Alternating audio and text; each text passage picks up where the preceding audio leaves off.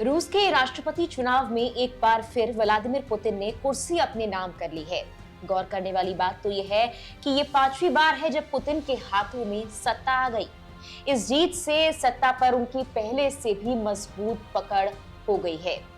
जीत के बाद उन्होंने कहा कि ये दर्शाता है कि यूक्रेन में सैनिक भेजने का उनका फैसला सही था। एक बार फिर से जीतने के बाद पुतिन अपने नए कार्यकाल पूरा करने पर जोसेफ स्टालिन से आगे निकल जाएंगे और रूस के सबसे लंबे समय तक राज करने वाले नेता बन जाएंगे। चलिए जानते हैं कई बार आरोपों से घिरे पुतिन कैसे फिर से जीत गए। 71 साल के पुतिन अब अगले 6 साल तक रूस के राष्ट्रपति रहेंगे और रूस पर ज्यादा समय तक शासन करने वाले नेता बन जाएंगे। अभी ये रिकॉर्ड जोसेफ स्टालिन के नाम था। व्लादिमीर पुतिन 1999 के बाद से कभी कोई चुनाव नहीं हारे हैं।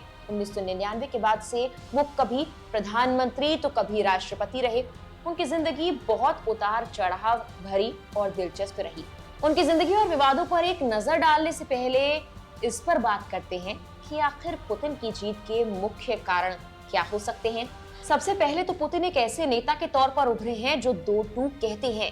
राष्ट्रवाद से लेकर विरोधियों को चित कर देने वाली उनकी कार्यशैली भी उनकी जीत के पीछे का अहम कारण है।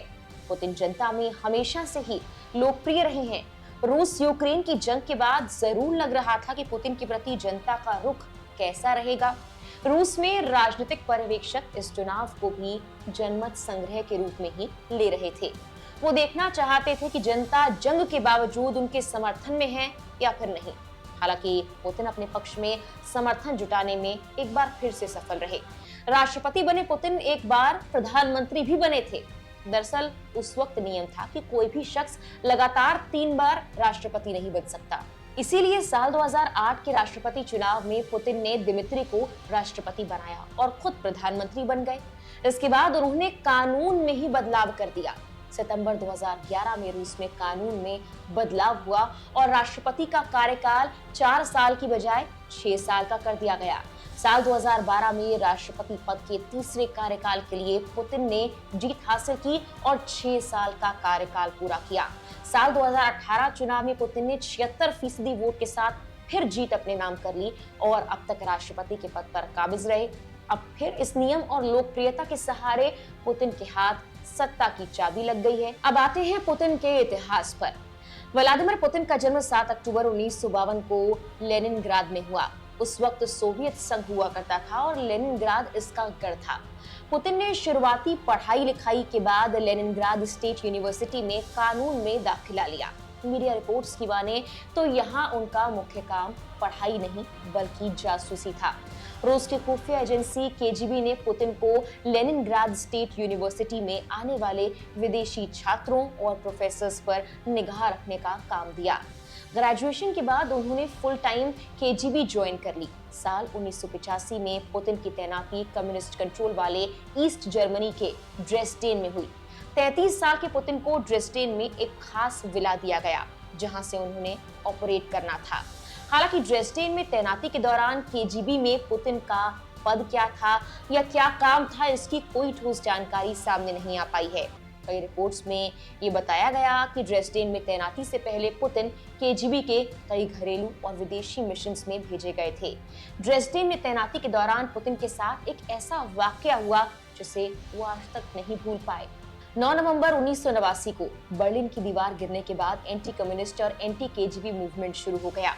प्रदर्शनों का दौर शुरू हुआ और कुछ दिन में ही प्रदर्शनकारी ड्रेसडेन स्थित केजीबी विला तक पहुंच गए। पुतिन के तमाम साथी भाग खड़े हुए। कुछ ने आत्महत्याएं कर ली और कुछ को मार दिया गया। हालांकि ड्रेसडेन में पुतिन चंद साथियों के साथ अंत तक डटे रहे, लेकिन एक वक्त ऐसा आया जब पुतिन को लगने लगा कि अब उनका जिंदा बचना मुश्किल है। इसके बाद उन्होंने अपने सबसे पास स्थित सोवियत मिलिट्री कमांड से मदद मांगी, तो वहां से कोई भी मदद देने से इनकार कर दिया गया। कहा गया कि जब तक मॉस्को से ऑर्डर नहीं मिलेंगे तब तक मिलिट्री कमांड कोई मदद करेगा ही नहीं। मॉस्को से कोई जवाब नहीं मिला। पुतिन जिंदा तो बच गए, लेकिन मॉस्को से मन खट्टा हो गया। पुतिन ने केजीबी में 15 सालों तक सेवा दी। 1990 में लेफ्टिनेंट कर्नल पद से रिटायर हुए। पुतिन का विवादों से भी पुराना रिश्ता रहा है। साल 2023 में तो उनके खिलाफ अरेस्ट वारंट तक जारी हो चुका है। उस वक्त पुतिन पर यूक्रेनी बच्चों को अवैध तरीके से जबरन रूस ले जाने का आरोप लगा।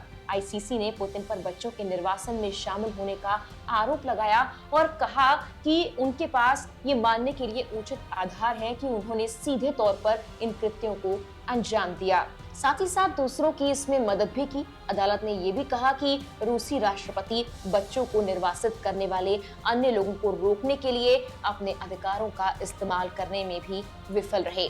इसके अलावा पुतिन के आलोचक और कट्टर विरोधी एलेक्सी की जेल में संदिग्ध मौत के बाद उनकी पत्नी यूलिया ने भी पुतिन पर आरोप लगाया था। यूलिया का कहना था उनके पति को जहर दिया गया। उन्होंने पति की मौत के लिए पुतिन को जिम्मेदार बताया था। यूलिया ने पुतिन की जीत पर सवाल भी उठाए हैं। साथ ही पश्चिमी के कई देश भी रूस के राष्ट्रपति चुनाव की स्वतंत्रता और पारदर्शिता पर सवाल उठा रहे हैं। जर्मनी ने इसे एक प्रभावी नेता के तहत कराया गया चुनाव बता दिया है, तो वहीं यूक्रेन के राष्ट्रपति वोलोदिमीर ज़ेलेंस्की ने कहा कि रूसी तानाशाह एक और चुनाव का नाटक कर रहा है। फिलहाल के लिए इस वीडियो में इतना ही। नमस्कार।